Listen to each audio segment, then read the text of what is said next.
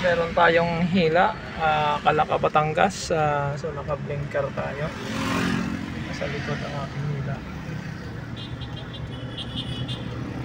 Nakikita. Silver na Ford Ranger Wild Truck 2019 model.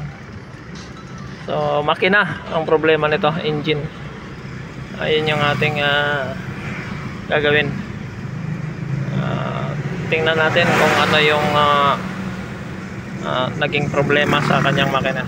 Bakit tinawag tayo para ipagawang makina. So hindi na ito naandar. Atin muna nga alamin.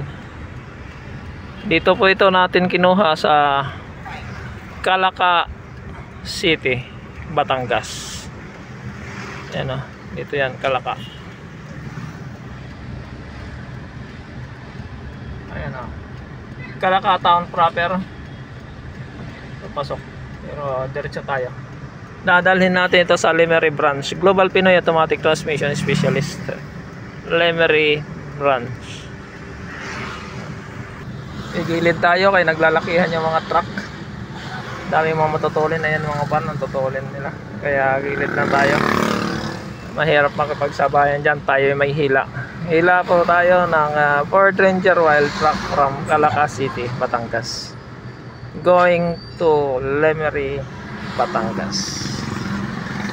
Global Pinoy Automatic Transmission Specialist. Malapit na ang Global Pinoy Lemery branch.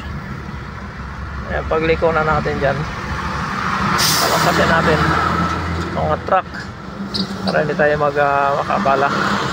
Ayan. So ayan na, nakikita natin na kulay pula sa katabi ng gasolinahan, clean fuel. Ayan o, Automatic Transmission Specialist. Ito yan, Automatic Transmission Specialist. Ayan, dito yan, Lemery branch. Ito. Ayan, dito tayo ngayon. Punong-puno tayo dito. Ayan o, punong-puno tayo. Ford Ranger hila. Galing Calaca City, Batangas.